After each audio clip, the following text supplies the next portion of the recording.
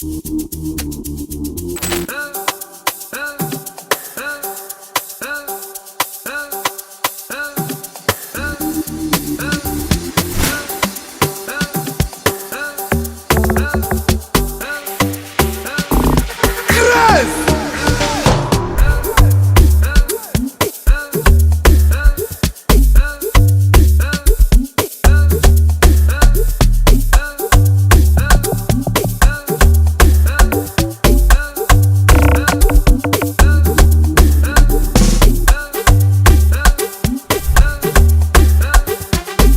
your track today.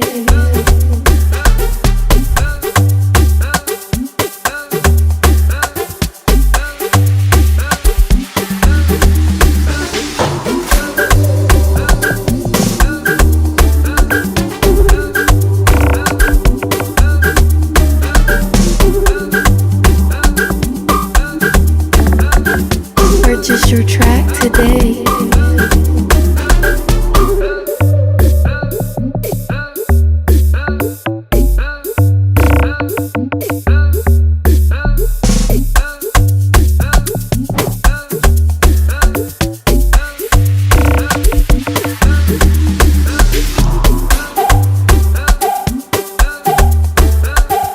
Purchase your track today.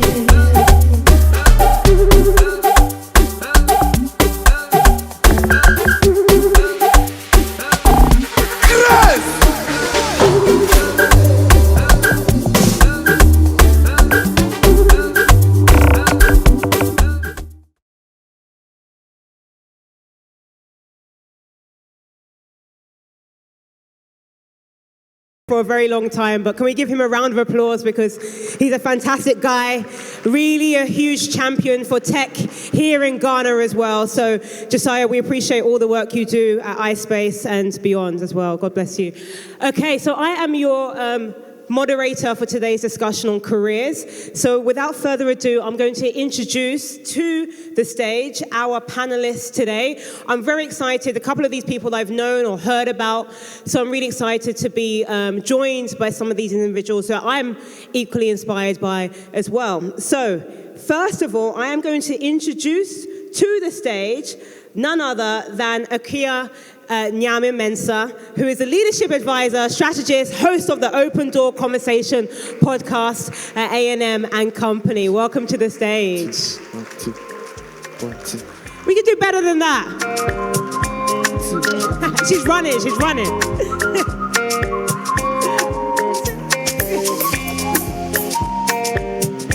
I'm loving the outfit. I love it. Can we get a 12? Stand up and let's get a 12. Yeah. Let's get some music. She's gonna 12. That's it. I love it. Brilliant. Okay, next we're gonna have up on the stage Mr. Joel Anaman. Woo, woo. He is the founder and product manager of Mande. I'm looking forward to hearing more about this. Woohoo! I got the pronunciation right, okay. But I'm seeing a nice blue kaftan. Give us a 12. Give us a 12. Come on. Go on. Yay! Ajay.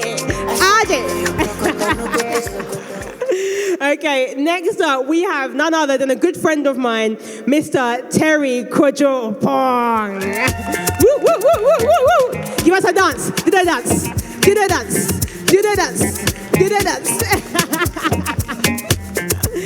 So Kojo, otherwise known as Terry, is a creator manager at LinkedIn. And we also have co-founded a community on WhatsApp for Ghanaians in the diaspora as well. So I know him very well. So give it up for Terry again. And last but no means least, we have the ever beautiful Felicia Afarwuah. Welcome to the stage.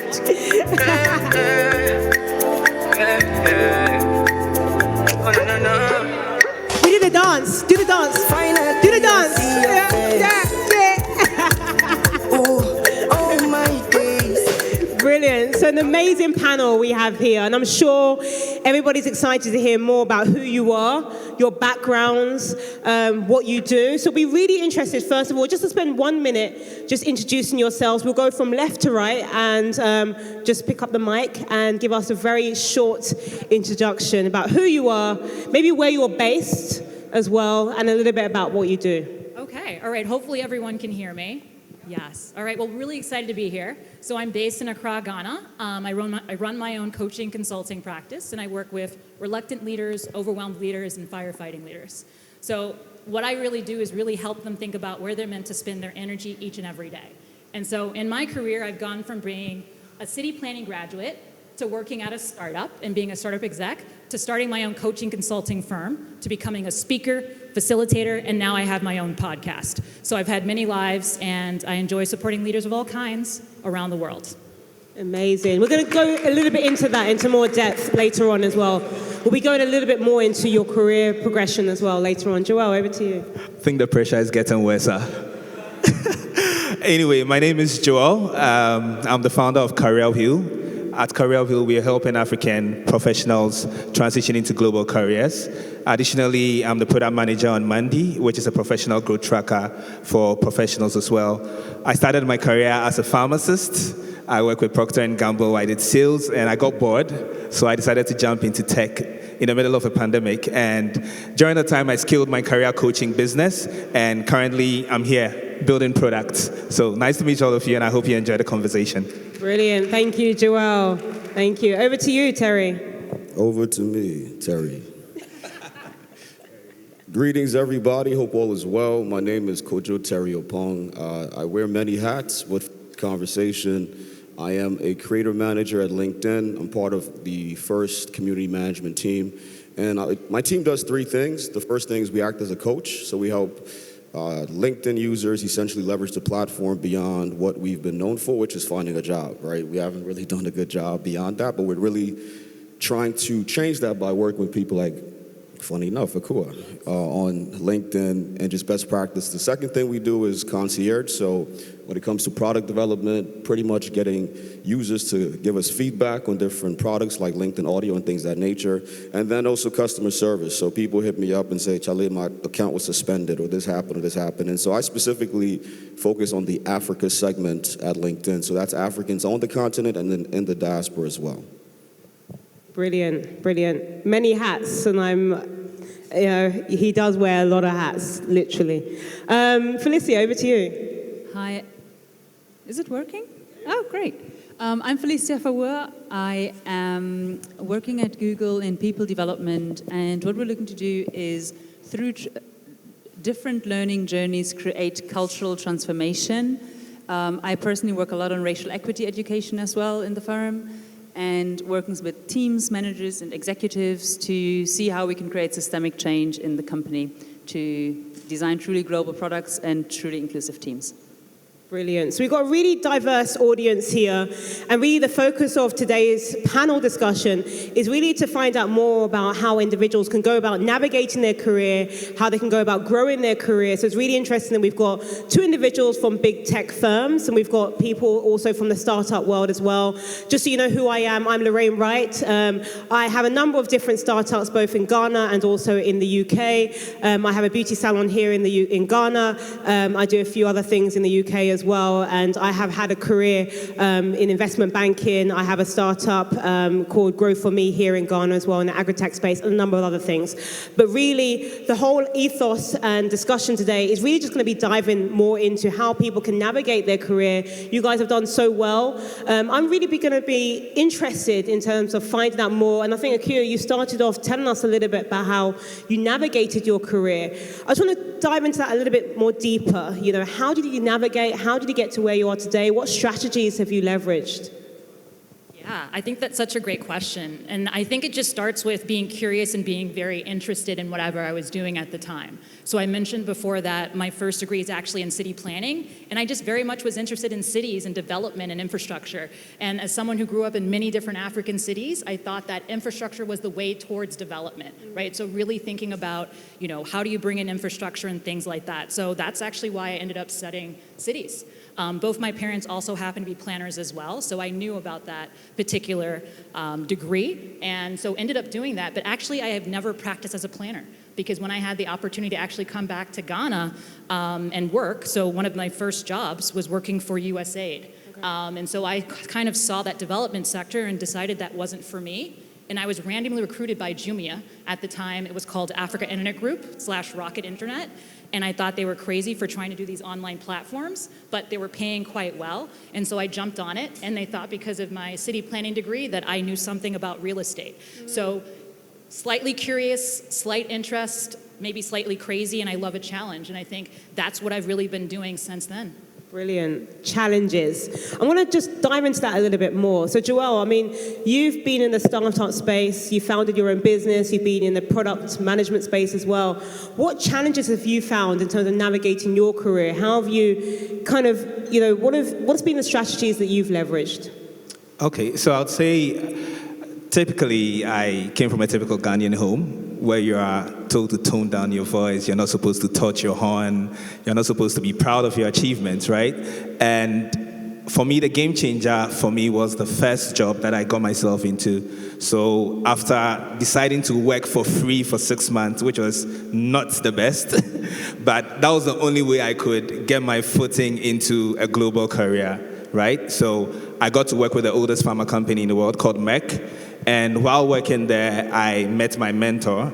So he had the chance to rewire my thoughts about being self-aware about my strengths, about my weaknesses, how I could double down on my strengths and leverage that to power my career. So that was a big game changer for me because that also started my career coaching business. It started as pro bono, but I realized a lot of people were not really taking it serious. So I flipped it into a business. And then eventually I decided to transition into my tech career. So most importantly, I would say that for my transition, it was more about being curious, learning more about new things, and also engaging people via your platform, LinkedIn, and primarily looking at using tools like code messaging, right, to reach out to people and then learn more about what I wanted to go into. And that has smoothened my transition journey so far.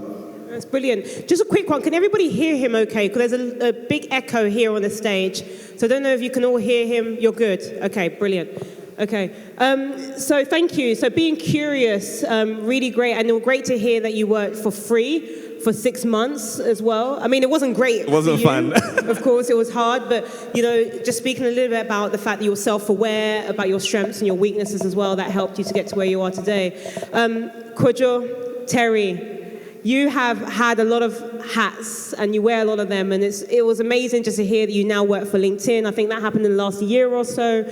I've seen your concierge business, Blackband. You've just done a TEDx program last week. You've done so much, but how have you navigated your career, and how have you remained, you're both stateside and you're both in Ghana. How have you just remained connected to the continent whilst navigating and pushing your career? So I'll save the story for after. So if you all have time, I'll give you the longer version. But the long story short, I worked in finance right out of college. So I worked as a financial advisor. And I don't know if you've all seen the Will Smith movie, Pursuit of Happiness, but that was my life, right? Minus the wife and the kid, right? But I had to cold call and figure out ways to, basically get clients. It was 100% commission, so I didn't work for free, but I basically worked for free. And so back then, people would, buy lists of numbers and cold call. And I realized that it doesn't work for me because I'm calling people during the day at work, right? And so the better thing to do was to network. And so I started going out to events in New York, and I started meeting people, and then I started adding them on LinkedIn. And what started to happen was people would then be more open to meeting with me versus me cold calling them, right? Because they would see on LinkedIn, oh, Charlie, you know this person, or how do you know this person? So the power of referrals and connection is what started to happen.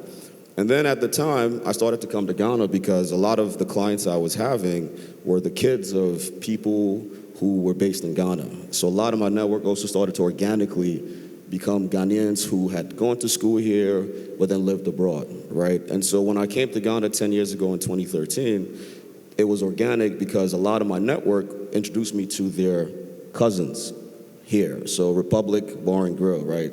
their cousin was one of my guys. And so those relationships happened organically. And then I also realized that, to your point, the finance thing really wasn't for me. I knew it, I could do it, but I just enjoyed connecting with people a lot more. And so I pivoted into starting my own agency. And at the time, LinkedIn was what I used to connect with different clients. And I'll save you the story that became successful. We did a really amazing things we've done so far in terms of the Ghana space with different brands and partnerships. And then recently, LinkedIn basically started this program around community management. Even that, I was in Brooklyn last summer, and I met a guy who worked at LinkedIn. And he said, yo, we're hiring for this new community management program. And I applied, and then essentially I got the role. So the connecting point in all this is networking and also referrals. I think as African people, we have very strong networks. I think especially for Ghanaians, it's all about who you know and who knows you. So tapping into that power, which can be annoying, right? Because there's a lot of nepotism as well, let's be honest. But if you leverage it well, and you're right, you have the right intentions, you can really create changes. So that's the thread between everything I do, right? People say I do too much, but it's not really a lot, because for me, it's all about empowering African people, as I believe you can't spell African without the word I can. And so how do we get Africans to really tap into that? And so that's just been my journey and transition. Great. It's all about referrals and networking. Networking and referrals, fantastic. Felicia, what about yourself? I mean, a lot of people are, would love to work for Google, and do some of the things that you're doing. I mean, just tell us a little bit about your career progression, how you've navigated that, and what some of the challenges have been. Yeah, definitely. So I actually started my first degree in nutrition. I was a nutrition coach, and then now work in tech and people dev. So I went totally 180 degrees. And my challenge was that I not really knew what career I wanted. I just knew things I found interesting, and then just followed that curiosity by trying to get experience in that space. And reflecting back, I think how I approached it was often asking myself, what is it I'm interested in, and what can I bring to that? And it might not always be obvious on what you can bring or what I could bring, but there's always something that we can bring and what our natural strengths are. So I often, similar to you, I often started like, hey, can I, volunteer or help out? I can help with that. I can do that. I might not be able to do that, but I can do that. And that's how I gradually started to build experience in a space that I wanted to move into. So that eventually when I interviewed for roles in HR, and then also kind of backed that up with qualifications in that space, and there are many great free qualifications online, that gave me then something to talk about in an interview. I had the qualification, and then I could say, well, in that event or in that program, I actually did that, because whilst it was a volunteering thing, it's still experience. I got it. That made me kind of connected to that space and gave me the door in to then build that experience further in the space. And that's pretty much how, then surely but slowly, I moved from nutrition to well-being, to health management, to HR, to talent engagement, and then to talent development, which is actually what people development, which is the area I really wanted to end up. But it just took that long journey and the long connecting piece, and that was always people. I just really loved always helping people grow and develop, and that can come in many shapes and forms. I love that. I think the thread that I got from all of your submissions was the curiosity. You're all curious. So I'm curious to know, I think, Terry, you and I had a conversation over the weekend about the future of work on the continent, and especially if we're going to hone into the space of tech.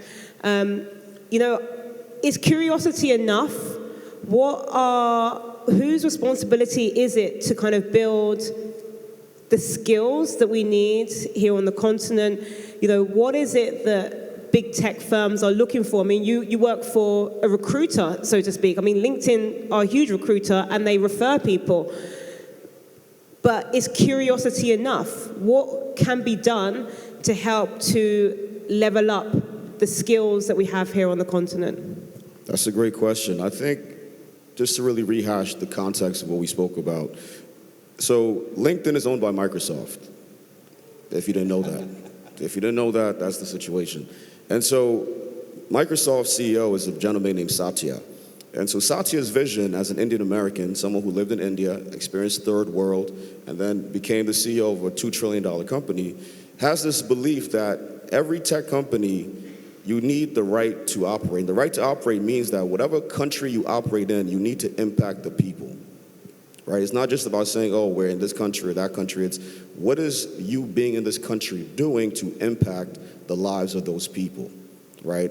And so what that means is when you look at the African continent, the biggest challenge that we find is skills development, right? Many people that run businesses, one of the biggest challenges is middle management, right? And so what we believe is unique about just all these platforms, the Metas, the LinkedIns, is that we need to get to a space where we're helping upskill the citizens of these countries. And so, for example, just to be very transparent, we're still figuring out our strategy for Africa, and so that's part of why I'm here, and some of my colleagues are here as well. And what we're looking to do is really create this space where knowledge is shared. Because some of the stories that I've basically experienced are all about upskilling and tapping into that uniqueness that we all have. And the biggest thing that I'd say, for example, in the US, we partner with Amazon. And so if you're a university student, we have LinkedIn Learning, right? And you can basically have LinkedIn Learning for free. So it's all about partnerships because in Africa, $40 a month is prohibitive to students. But you have the MTNs, you have the Vodafones, you have all these major companies, you have the Microsoft Foundation. So strategically, what if we could partner with these organizations and say, Legon students or this school, we will provide 100, 200 students LinkedIn Learning for free so they can upskill themselves in whatever field they're looking to do, right, or work in. And again, it's corporations giving back and doing good. So that's just some of the conversations that we're having, and hopefully you'll see more come to fruition soon. I love that. So how you can impact the people. I love that. We'll shortly be opening the floor for any questions, so do start to think through some of your questions you might have for the panelists as well. Actually, you handed the mic to the right person because I was coming to you. You touched a little bit about universities and skills, and I, for one, for example, went to the University of Oxford to go and do my executive MBA. I thought that was my entry route to tech. Now, my question to you and to all of the panelists who would like to answer is, does it take an MBA to get into tech?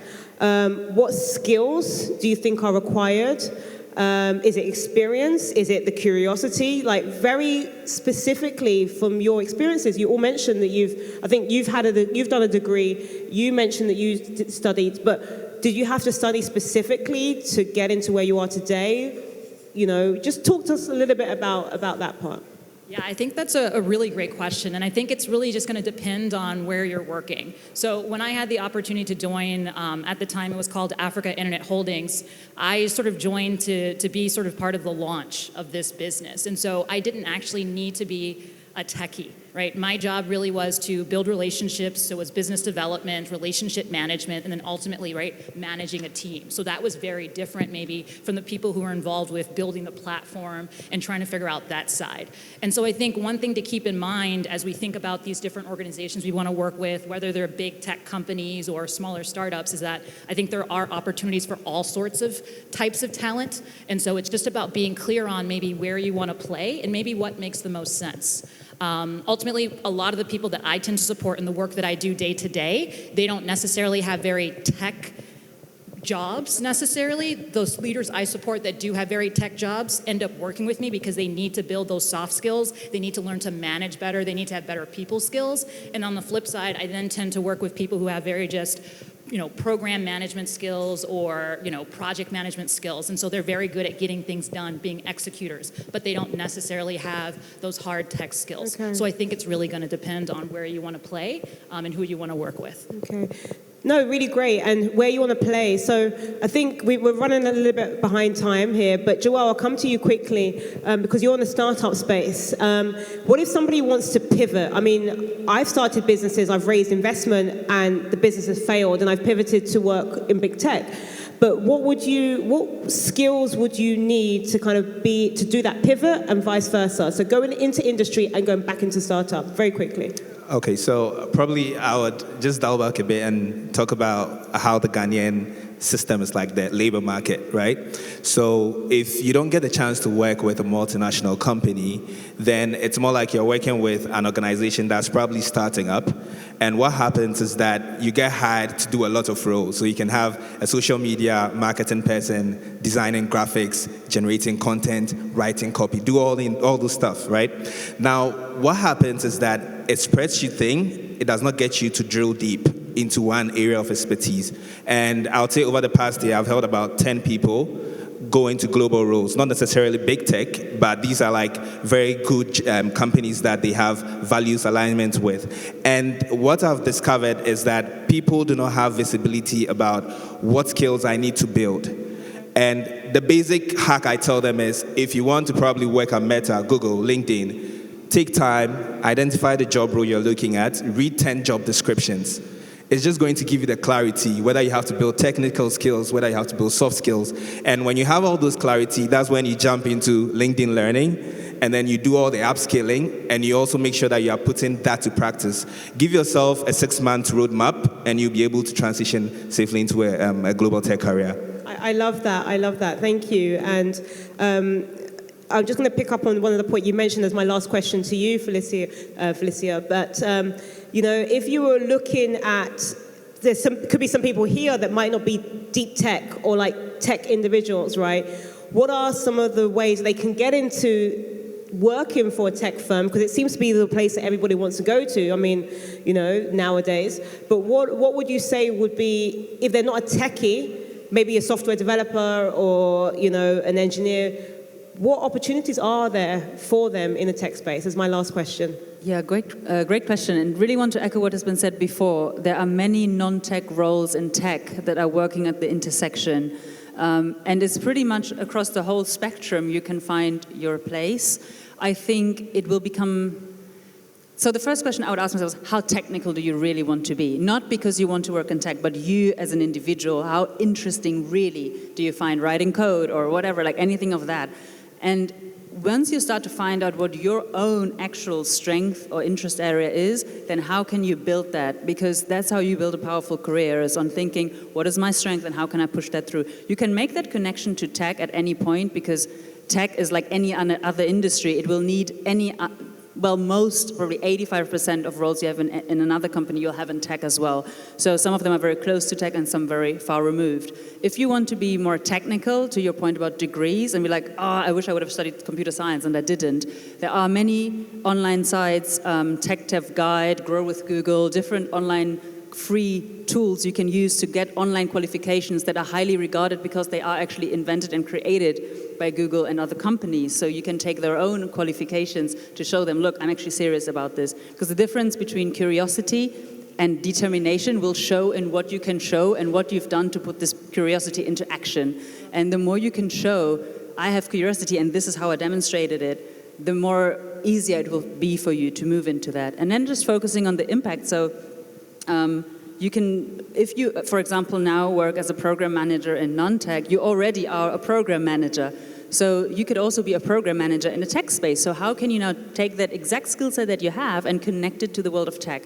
So sometimes the gap isn't as big as we make it. And that's why I really want to echo what you said. Go through the online roles, see, where do you stand and what is that little gap that you might need to fill and how can you fill it? Brilliant, brilliant. Thank you so much for that.